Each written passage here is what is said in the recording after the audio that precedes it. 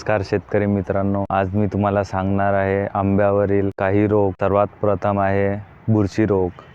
जसे की तुम्ही पाहू शकता माझ्या मागे आंब्याला फुलं लागले आहे, जवळून दिसणार बहुतेक तुम्हाला।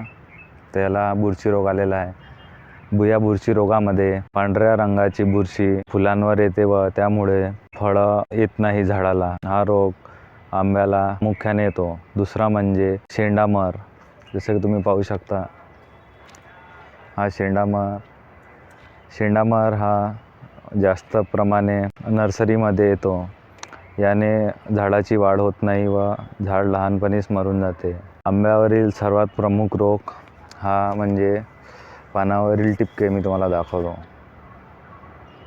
तुम्ही पाहू शकता पानावरील काळे टिपके हा प्रामुख्याने येणारा रोग आहे। यालाच अँथ्रॅकनोज असे म्हणतात। या रोगाच्या प्रादुर्भावामुळे आपले पीक खराब होते।